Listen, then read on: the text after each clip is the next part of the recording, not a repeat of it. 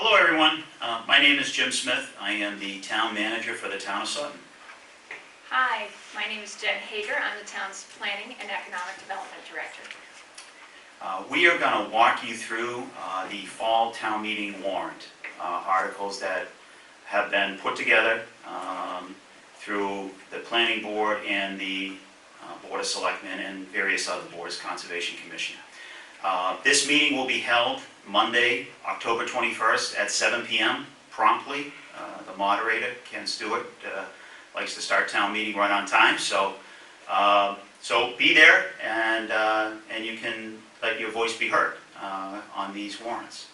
The fact is, town meeting, we have two town meetings in the town of Sutton, both established by the charter.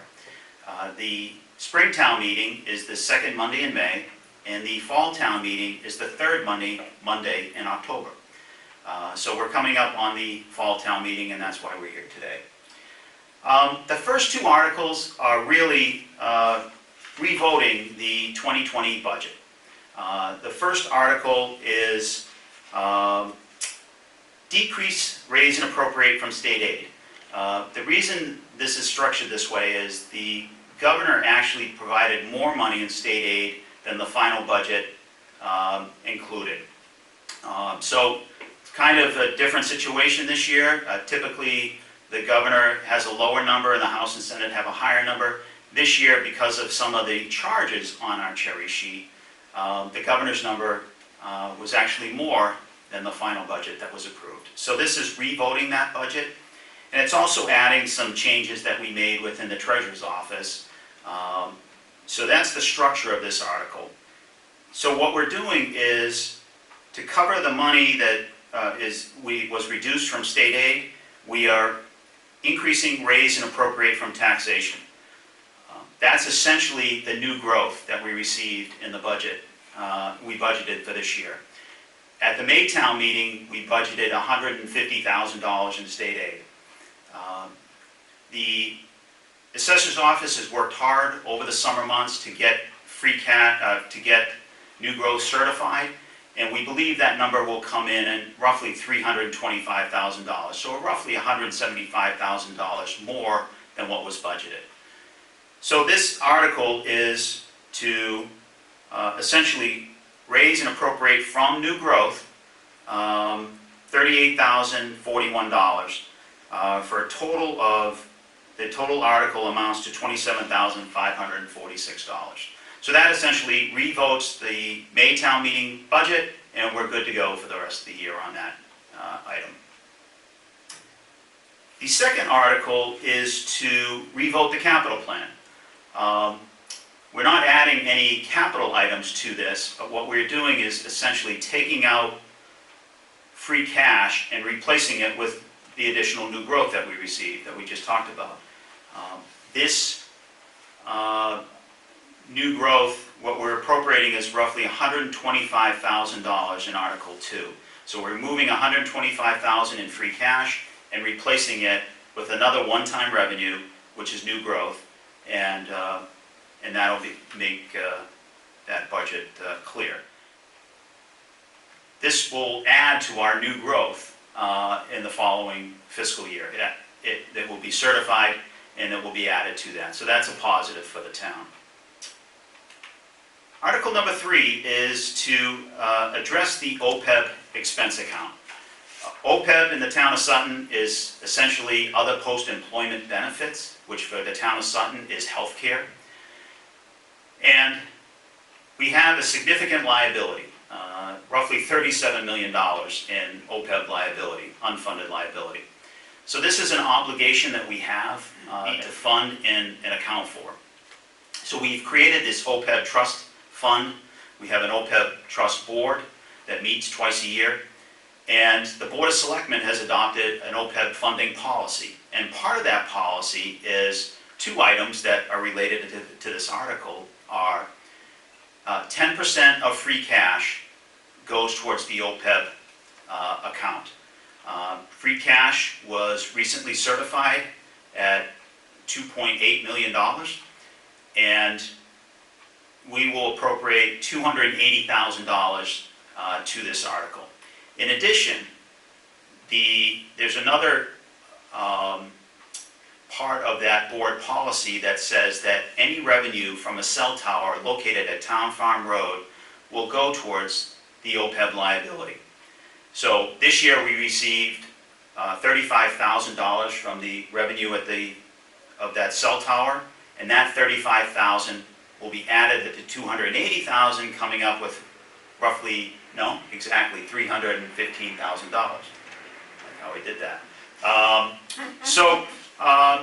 You know, this will take us one step closer to addressing this liability. It's still a significant liability, and we are working on that issue.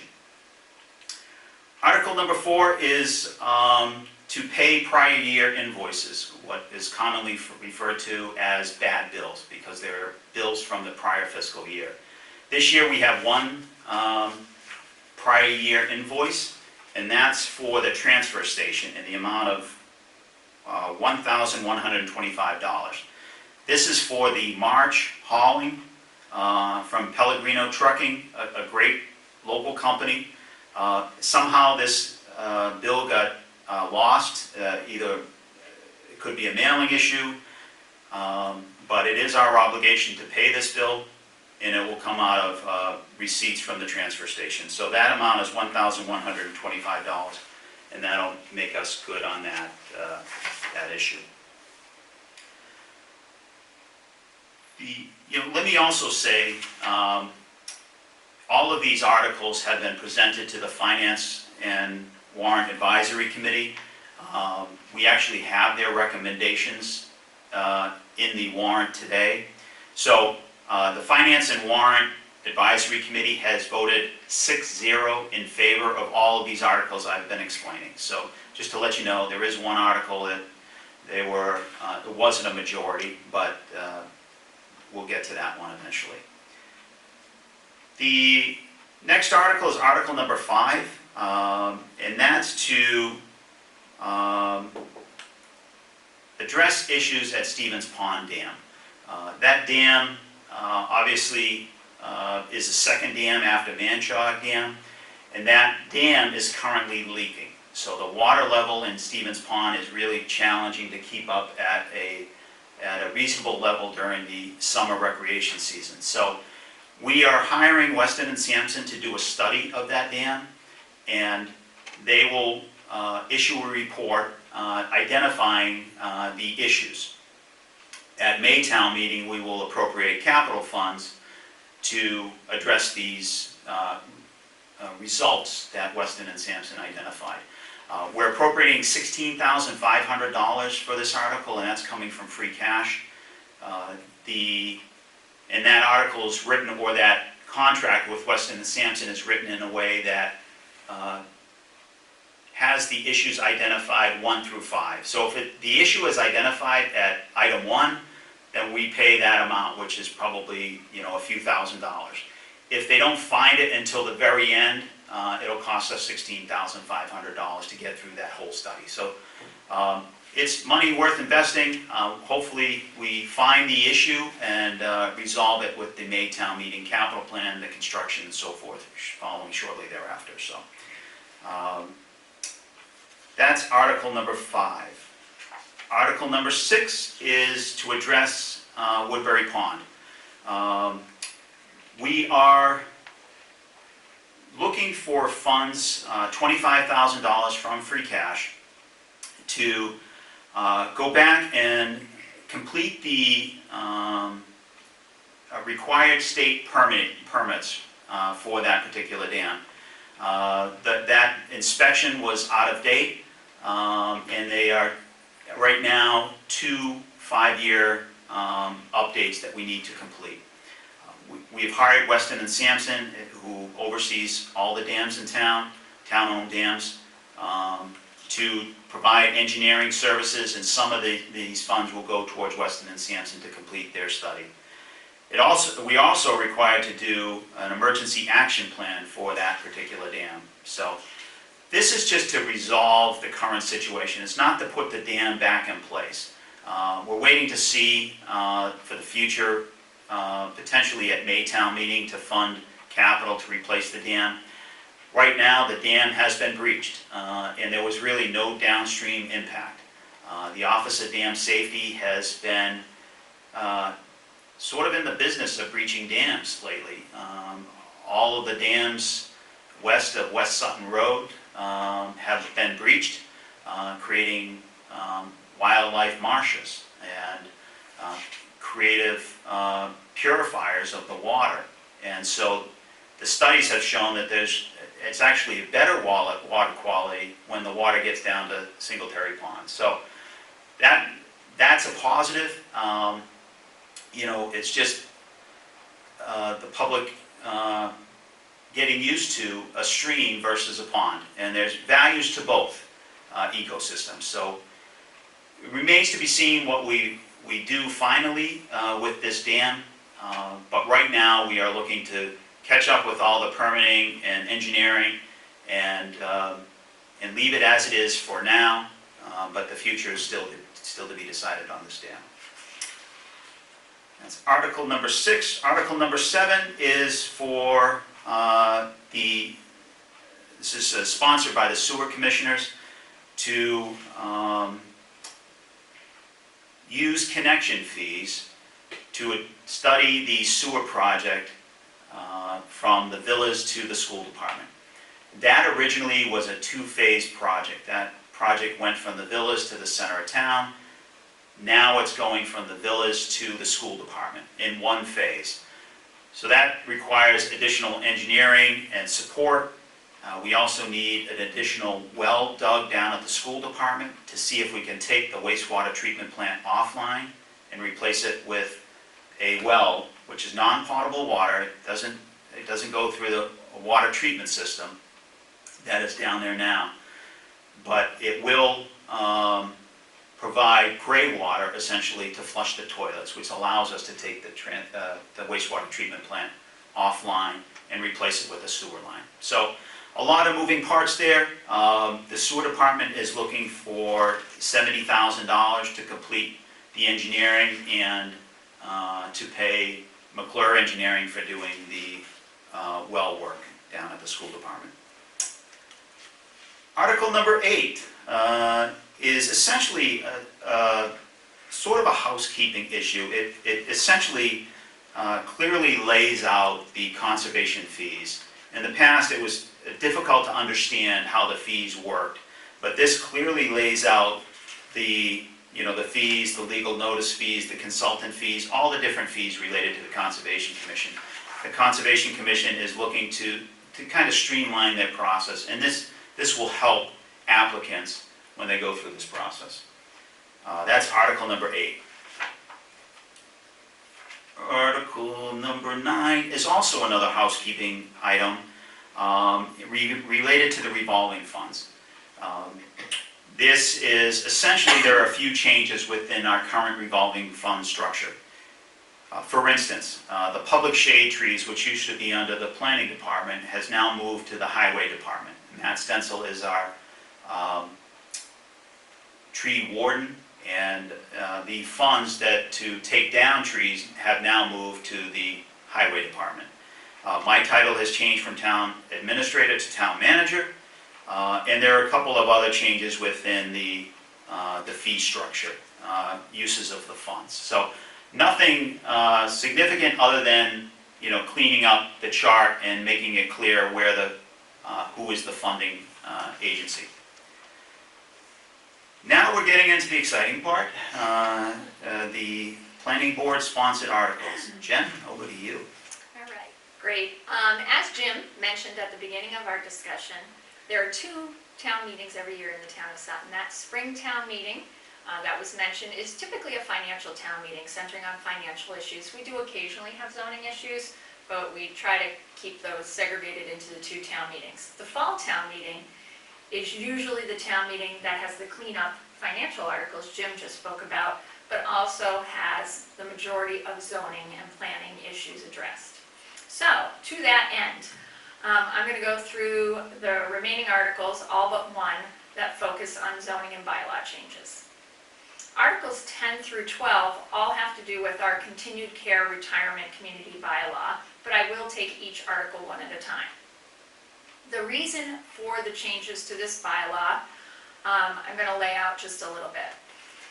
The Planning Board and the Planning Department are charged with the master plan for the town of Sutton. It's the general framework for development in many areas: housing, land use, capital planning, and the like. The master plan was completed in 2012 most recently, and one of the recommendations in the housing section was that the town look at more market rate and more HUD affordable housing within the town of Sutton. So one of the objectives there and goals in that master plan study was to do a housing needs study. We recently completed the housing needs study, and the selectmen a few weeks ago adopted the recommendation of the housing needs study. So you'll be seeing over the next year or two the recommendations that came from that study coming down to voters to make some decisions on through bylaw changes. So our continued care bylaw changes start to touch on those recommendations. The continued care bylaw is a bylaw we adopted about 10 years ago, and it is to promote housing for retirement age individuals and those same individuals as they age over time. So it is essentially an over 55 bylaw that allows a variety of housing types for continued care developers to choose from, anything from active adult living to congregate care with personal care assistance, up to some level of nursing care. If you need to go to a higher level of care, that's handled through our use group nursing home, so that is not contained within this bylaw. So, Article 10. The reason for Article 10 is, as mentioned, we are trying to boost Sutton's percentage of HUD affordable housing. We're required, as every community is in the state of Massachusetts, to have 10% of our housing as affordable in accordance with HUD standards. Sutton lags behind our local communities as well as Worcester County and the state, with only 1.5% of our housing as affordable housing. And the state has a policy that if you specifically prohibit any class of people, in this case persons under the age of 18, from living in any of your special permit forms of housing, the affordable units you create in that form of housing can't be counted on our subsidized housing inventory. So it's really important that we do whatever we can to make sure that when we create affordable housing, it can be counted against our 10%. So the Article 10 is literally just to remove the language in this bylaw that says nobody under the age of 18 can live in a continued care retirement community. We have very little worries about that creating a whole bunch of kids in retirement housing, because we have several developments within the town of Sutton that are 2-bedroom developments, which is the maximum number of bedrooms that are allowed in a CCRC, and they really just don't produce a large number of children. And we've tracked those numbers over the years, so we know this to be fact within the town of Sutton. Additionally, this project will obviously be marketed as an over 55, unlike all the other 2-bedroom projects within the town of Sutton. So that's the gist of Article 10. Article 11 goes back to that, trying to really promote and up our percentage of HUD affordable housing. So right now we require only 10% affordable units within a continued care retirement community. So this article proposes to just increase that to 15%. That's not a lot of additional units, but we're trying to really improve our 1.5% in baby steps by really spreading affordable units through all the different forms of housing within the town of Sutton. I mean, we're really talking, of a 90 unit facility of what, 3 units, 4 units? Yeah, more like 2. So, okay, so we're good. All right, Article 12 has nothing to do with affordability. It has to do with the intent of the continued care retirement bylaw. As noted, this bylaw is intended to serve people as they retire and as they age. And our goal with this bylaw is to help people be able to stay in these neighborhoods that are created through this bylaw as long as they possibly can. So to that end, the board is adding an accessibility and adaptability section to this bylaw. We recently approved our first continued care retirement community at the end of Armsby Road, right against Route 146. It's a 93-unit neighborhood called Wedgewood Farm. And during that process, we found that we could only ask the developer for things we knew would help people as they aged. It wasn't written specifically into the bylaw. So the board said, you know, we really need to make sure we put in writing in the bylaw those things that will achieve the intent of this bylaw, which is to make it very different than standard condominium bylaws to really serve the intended demographic group. So this bylaw proposes that 5% of units that are built in a continued care retirement community be fully architectural access code compliant. So if you're in a wheelchair or you're otherwise physically challenged, your unit is fully compliant with all of your potential needs. And then for all other units, the balance of units, all other units have to have this following small list of elements. We've developed this list of minimum recommendations for the balance of units in consultation with ADA consultants at the Center for Living and Working in Worcester. Those elements include a first floor master bedroom, a first floor full bath with 60-inch diameter clear floor space, minimum 36-inch interior and exterior doors, and at least one ground level entry. Again, these are elements that are critical to serving the needs of the retired and individuals as they age so they can stay in these units as long as possible. Yeah. Let me point out that all of these planning board recommendations have been voted on by the planning board through a public hearing process, which took place a couple of weeks ago. So, you know, the planning board voted 5-0 to accept this article. Finance committee, this is the one item that they weren't unanimous on, and that they voted 5-1 to support this article. The one dissenter thought that it might be a cost to the developer to add these items. We don't believe that's the case.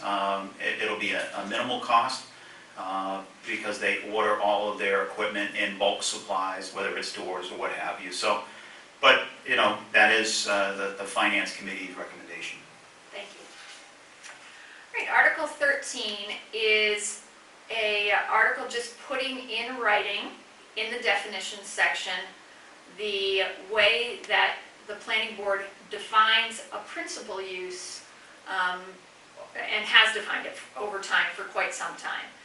The board considers a principal use not just to be the structure that contains the use, but also all the required parking for that use, since you can't operate the use without the required parking. So this is literally just putting that position of the board that they've been exercising over time in writing. Articles. That's how they operate right now. Right, this is how they've operated for quite some time. They're just putting it in writing so everybody's clear on how this works. And it's important because you'll see other sections of the regulations that say, for instance, a principal use needs to be set back so many feet from a lot line or so many feet from a zoning district line. So the board has practiced over time that it's not just the building, it's also the parking that needs to be outside those setbacks. Okay, good. So, Articles 14 through 20 all have to do with a potential zoning change from office light industrial to multi-town mixed commerce that is proposed to happen in South Sutton. Again, I will take them one at a time, but I want to give you a little background of how we got here. So the town of Sutton, the town of Douglas, and the town of Uxbridge were approached by attorneys for a reputable development firm that is currently actually working on some development within the town of Sutton and within the Blackstone Valley. And this development firm represents 2 Fortune 500 companies who would like to locate warehouse and distribution facilities within the town of Sutton and potentially within the towns of Uxbridge and Douglas as well, and maybe even straddling those town lines. So they have a very short time frame in which they need to make a decision on where they'll locate. So they asked the towns to consider bringing forward some articles that would facilitate this decision to their fall town meetings. Douglas's bylaws actually already accommodate the uses, so they don't need to make any changes. Uxbridge does have a special town meeting scheduled for the day after ours, October 22nd. And this series of articles, 14 through 20, are the articles we need within the town of Sutton to facilitate the creation of these businesses within the town of Sutton.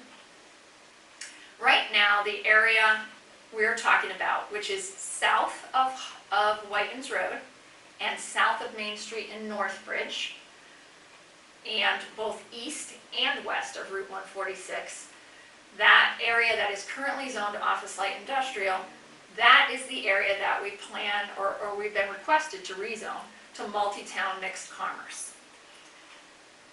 The reason we need a rezoning is the developer asked that the use warehouse and distribution be added to our office light industrial district.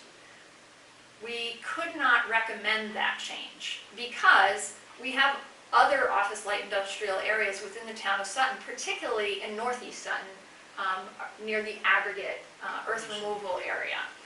And warehouse and distribution at some scales would really cripple the signalized intersection at Boston Road and Route 146. So we could not in good faith allow that use to be added to the office light industrial district up in that area because it could present problems not only for potential businesses but existing businesses like our new retail area as well as a significant population center we have in northeast Sutton. So one of the options discussed with our abutting neighboring towns was creating this multi-town mixed commerce district.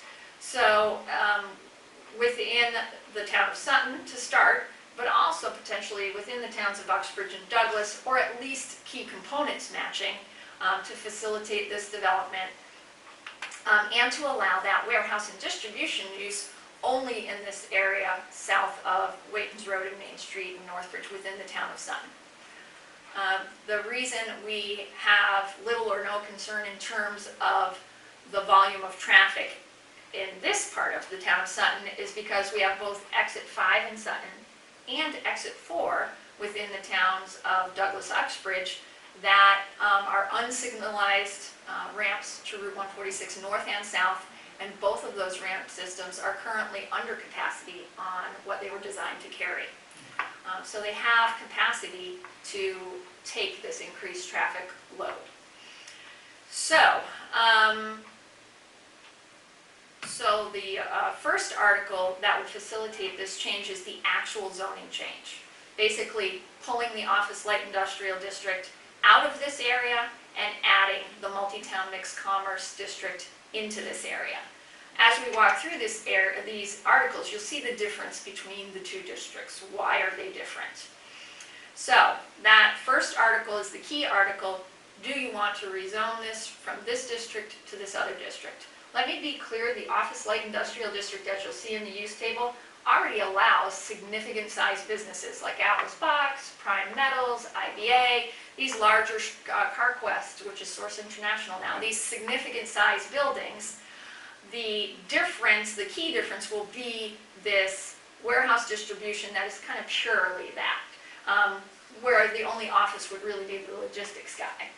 You definitely have other warehouse and distribution. IBA has warehouse and distribution, but their management office is also there and their wholesale sales force. So they could arguably go to this site right now without any changes. Right now. So I just want to make it clear, we're not going from, say, a residential area to a multi-town mixed commerce area. This is already zoned for industry, and significant size uses could go here now.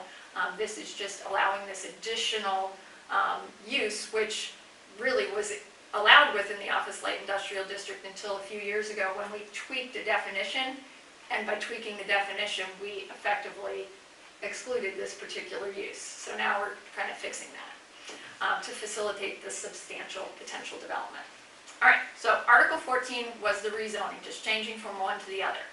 Article 15 is listing this new district as one of the districts that exist within the town of Sutton. This is one of the housekeeping articles that is required when you create a new zone. You have to list it in our division into districts section of the bylaw. So that is a housekeeping article. Article 16 is part of the meat of a zoning change. This is our use table. I've said in the past many times that we do our best to kind of give you the nuance of what's in a district by what it's called: rural residential, suburban residential, lower density, high density, for instance. Office light industrial, we tried to let you see in your mind that that's going to have offices in it, that's going to have industries that are maybe a little lighter in impact. Yeah. And so we've tried to do the same thing with multi-town mixed commerce. Multi-town because a lot of the parcels involved here straddle town lines and affect all of the towns in the area, and mixed commerce because we're going to allow a variety of uses within this district. So again, this area is being rezoned from office light industrial to MTMC. So as you run your fingers down this use table, you can see the difference between office light industrial, mixed town, and multi-town mixed commerce. Warehouse and distribution has been added specifically to MTMC, and other than that, you'll see some uses that do not generate revenue or might kind of fragment this area are being pulled out of this district. And that goes to the intent, really the original intent of the office light industrial, as well as this kind of recodified intent of the towns to really promote larger scale uses with larger employee numbers and really kind of cohesive development campuses in this multi-town mixed commerce area. So things like a cemetery, which nets you relatively little revenue, are being proposed for being removed from this district. Certain uses like offices, which were a special permit in the office light industrial, we actually changed to a permitted use to both encourage offices, and because the board really couldn't think of a circumstance in which you would want to say no to an office complex. We don't think we're necessarily going to get an office complex because that's not what market studies show for this area, but if we could, we'd love to encourage that. So really, you just need to, as voters, run down this table of use, and you'll see the changes from OLI to MTMC, the major one being adding warehouse and distribution back into this district, as was allowed really until about 8 years ago when we changed that definition. So if people actually want to see this chart, how can they see it? Is it on the website? Right, yes. The planning board, when we get ready for our public hearing, which was back at the beginning of September, a few weeks before the hearing, we posted draft articles, and now that we voted our recommendation on these articles and made some adjustments, the articles as they appear on the warrant have been reposted. So you can see them both on the planning department page, along with maps and graphics that will hopefully help you understand the articles more and let you see what areas are physically being rezoned, and as well as the warrant itself, which is of course on the town clerk's page with all of the detailed language. So you can view those on the planning department page, the planning board page, and you can see the warrant, which does not have the maps or anything on it right now on the town clerk's page. Article 17. So again, when you create a new district, you have to define its area regulations. So the minimum lot size, the minimum frontage along a roadway, and the setbacks that have to be maintained from lot lines. So because the intent of the MTMC is very similar to the OLI, we just use the same minimum lot sizes of just under 2 acres, 200 feet of road frontage, 50-foot front and rear setbacks, and 20-foot sideline setbacks. Article 18. Article 18 addresses the footnotes that follow the table of area regulations. Again, when you create a new district, there are certain footnotes here that you need to adjust to refer to any new districts as appropriate. We are proposing no changes to the footnotes that aren't listed here. So the only changes are the few footnotes you see listed here. So we're proposing changes to number 2, number 6, number 7, and number 9. Number 6, I'm sorry, 8 and 9. Number 6, 7, 8, and 9 simply add reference to the multi-town mixed commerce district to these footnotes. So this language already exists in the OLI section. Right. Exactly, so this is the same regulations that currently exist from the OLI. We're just saying these regulations also apply in the MTMC. Now, let's be clear that on number 9, the project proponents did request that our zoning district setback be reduced from 100 feet down to 50 feet. And some residents of Lackey Dam and Oakhurst Road expressed some concerns with that reduction because the zoning line, primarily because the zoning line runs down the center of Lackey Road and the center of Oakhurst Road. So if you only have a 50-foot buffer and 30 feet of it is in the middle of the road, you can't plant trees or put buffers or mitigation in the middle of the road. Awesome point, really good point. So the board heard what they said, considered those very reasonable concerns, and agreed with the residents that in this case, with the location of the zoning line, and because of the next change that we'll discuss, that the 100-foot zoning district line setback from residential zoning district boundaries should be maintained, so that we have the majority of that 100 feet to work with developers to do fencing or plantings or earthen berms or whatever we need to balance the rights of the developer to develop their land, but also the rights of the residents who live across the street to enjoy their property as well. Right. So number 9 had a proposed change, and the board left it the way it is. So that setback to zoning district lines will be maintained at 100 feet. Number 2 is the only other footnote where there is a change for the multi-town mixed commerce district. As I noted a little bit earlier, a lot of the parcels in this area in Sutton stretch across the town lines. And to get a structure of any significant size, it is likely you will need to place a structure on a town line. So we had a discussion with our assessing department, who had some concerns with buildings that straddle town lines, and that's hard to do property valuation and taxation when a building sits on a line. So we had previously adopted a regulation that requires a 25-foot setback from lines, but in this area, the board really thought it was very important to not forego potential revenue in exchange for maintaining this 25-foot setback. That in this area, if we require that setback to be maintained, it is likely we will forego significant revenue. So in discussions with the town manager, we are very confident that given our awesome relationship with the towns of Douglas, Uxbridge, and Northbridge, and the many intermunicipal agreements we have with towns like these and Millbury, that we can work out the valuation and taxation issues. So number 2, the change there is within the MTMC, you don't have to have that 25-foot separation to the town line for structures. So that's the significant change in that footnote. Article 19. Right along. Yes. Article 19, again, when you create a new zoning district, you have to establish height and bulk regulations for that district. So you will see, again, the OLI and the MTC are the same in 3 of 4 categories except for height. So the proponents have requested a height of 60 feet with an automatic sprinkler system only. So we, of course, consulted with our fire department about this potential change. And our fire department was adamant that they can service and effectively fight a fire really in any size and any height structure, as long as they have the ability to require things like standpipes, which help the firefighting effort.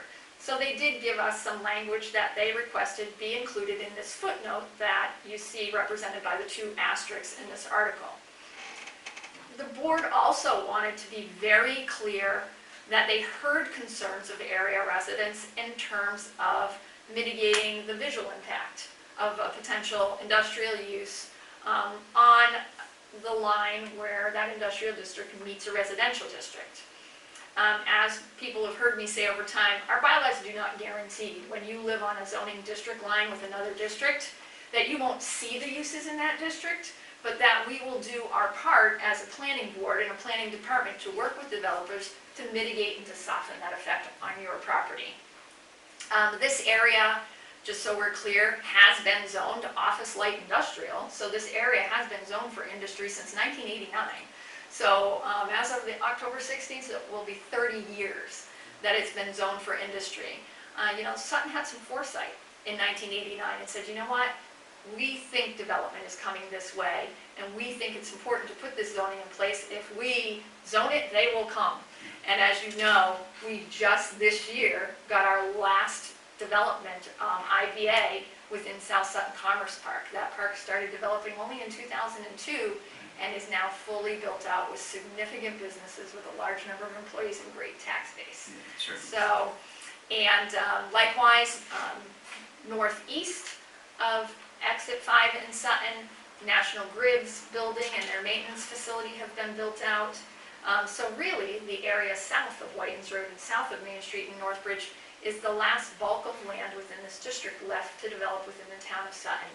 And seeing as less than 6% of our land area is zoned for business and industry, it's really important to maximize returns on this minimal land area. So the developer has requested this 60 feet. The fire department is okay with it as long as they have this standpipe note, which we've added. And I just want to point out one other thing that was not really clear in the public hearing process, is that we do have buildings over the height of 35 feet in the office, light industrial and business districts now.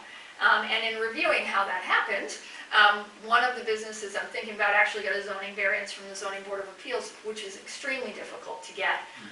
So I found that when I went back in the notes, we have a Route 146 overlay district, which applies to any parcels that abut Route 146. And in that zoning district, we allow 45 feet. So we do have larger, taller buildings than 35 feet in our office light industrial areas, and that was allowed through the foresight of our Route 146 overlay bylaw, which again was intended to encourage development along our highways in particular that had a little more flexibility. So this increase is 15 feet more than that. And when you look at the ownership and the lot lines, the majority of these parcels would be eligible for that 45 feet height for structures. So that is Article 19, and as I noted on the Article 17, this is another reason why the board maintained that 100-foot setback, because they were considering allowing this increased 60 feet to allow warehouse and distribution operational issues, the need for stacking within a warehouse. So again, that's why they thought the 100 feet be maintained, and that was important. Okay, Article 20 is that actual definition of warehouse distribution center. As I said, we had a definition that previously included warehouse distribution. That was the definition that Home Depot a number of years ago was allowed under, and Champion Container. So here we're just spelling it out, making it clear, adding it to our definitions. Article 21 is actually a general bylaw. Article 21 was developed in partnership with the Highway Department. The Highway Department is in charge of making sure we're in compliance with our stormwater management permits that are issued by DEP at the state level. And one of those requirements says that you need to have a stormwater management bylaw that protects what flows into the town's drainage systems. So this stormwater management bylaw is the model that the state recommends. We've made some tweaks, Sutton tweaks, so to make sure the bylaw reflects kind of operationally how things work within the town of Sutton and who would be the appropriate enforcement authorities within our town.